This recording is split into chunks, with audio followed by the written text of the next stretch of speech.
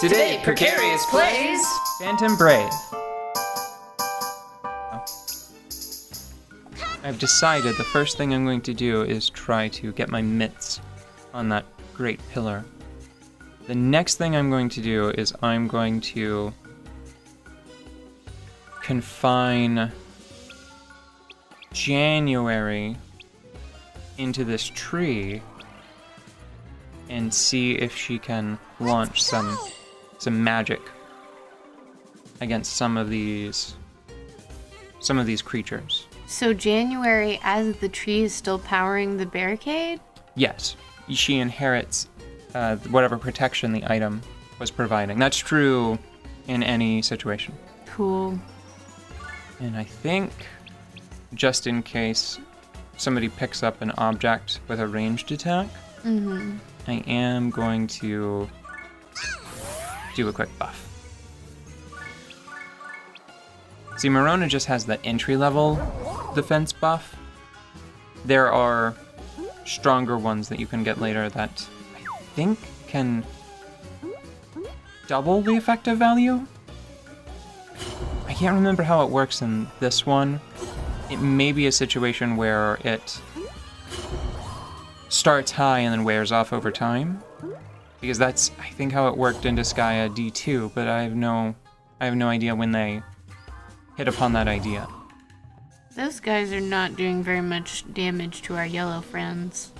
Yeah, and I don't know if the yellow friends, I think, is that one injured because it got hurt or because it picked up the tree and the tree modified its HP? That doesn't seem... Like, see how its HP is suddenly really high compared to the others? I think it may have been because it picked up the tree. I don't think it actually took very much damage. Yeah, its HP increased by 50 just by picking up the tree. Okay. It's got oranges on it. They're good for you. Is it a healthy tree?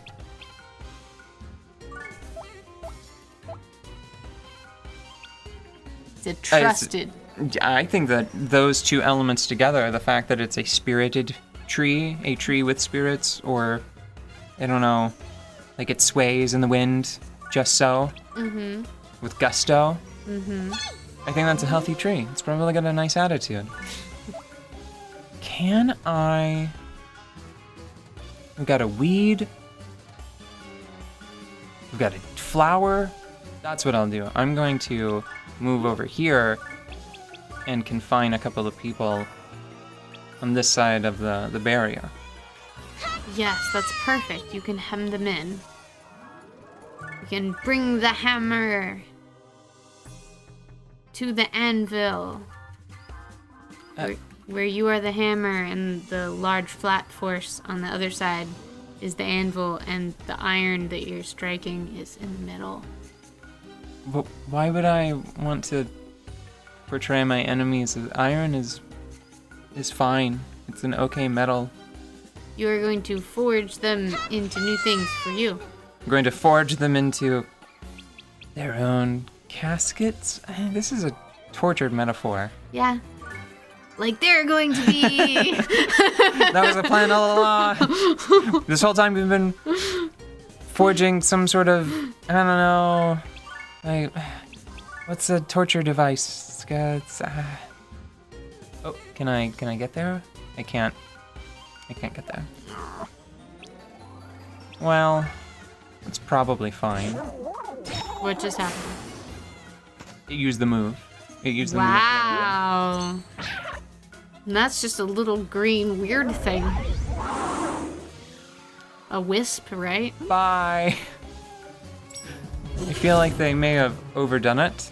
I think we might have to fight them for the sword. No, they can keep it. I'm not that interested in it. I'm more interested in this pillar. Believe it or not.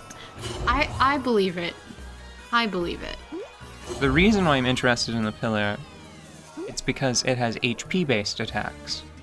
And I think I have found success in the past by having a blacksmith boost up its HP and use pillar attacks. Firebomb. That was pretty good. Yeah. But she also got pretty hurt. Yeah. I think I'm gonna try to move close enough to Morona for Morona to heal me over the gate. Weak to wind as well. One thing that I think is true of some other NIS titles that I don't know if it's true in this one, you don't have resistances to elements so much as you have an affinity for that element, I think. Mm-hmm. So I'm pretty sure that value in other NIS games, it will reduce the damage you take from incoming attacks of that element, and I believe it increases the damage of outgoing attacks, because I think that in Disgaea D2, that's like the whole point of the Knight class. She can do a buff that in one move makes you more resilient to a damage type, and then also drastically increases the damage you deal with that type. I cannot find solid information if that's how it works, so I need to find a way to test it on my own. Because, for example, January, if that is the case, that might explain why her fire attack isn't very good. It's because she's got a minus 80% fire proficiency. Maybe it's not a defense. Maybe it is a I'm not good with matches. Yeah, man. Sorry. There's this whole thing where, like, the family home, we lost it to a fire. It's not a good thing. I'm bad at building campfires. I'm actually afraid. Like, just the smell of kerosene makes me sweat. It's a bad time. It's very unhooga. Aw, that's my favorite word that I've learned recently. It's sort of fun to say. It is fun to say. Like, if that was all, I would be so okay with that.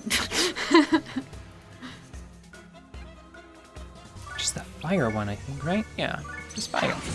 Do a firebomb.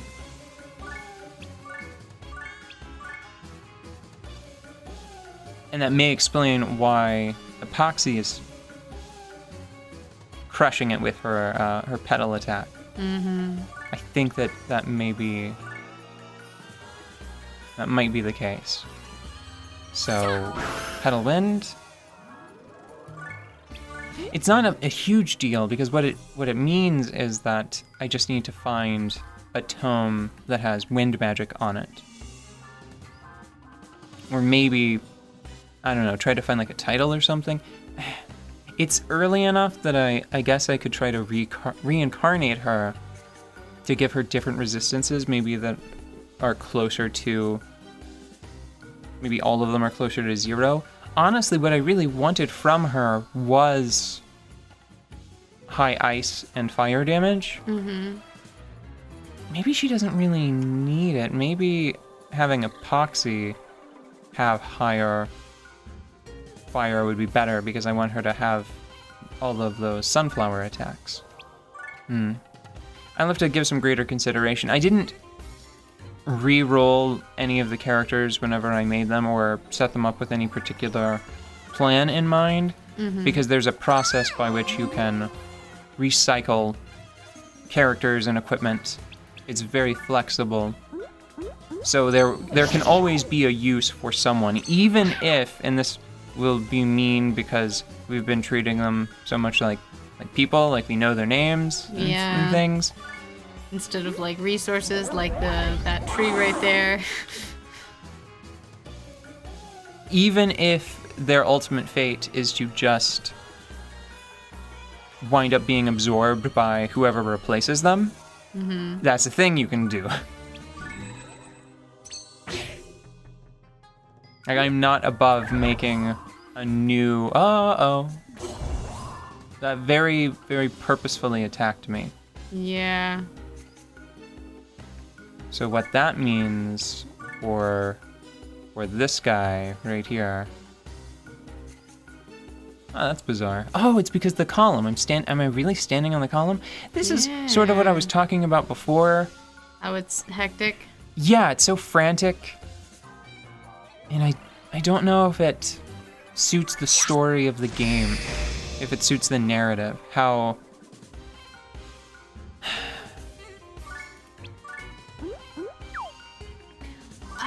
how it devolves into this sort of goofy free-for-all, and that doesn't feel like the light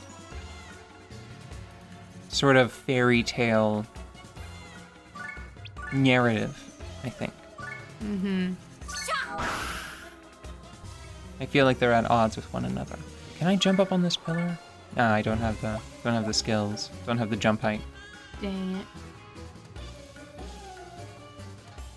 I think that unless something drastic happens, we'll come back once this is cleaned up. With any luck, we won't have to fight the yellow people to death. Yeah. Maybe once we get rid of all of the red health bars, the map will be over.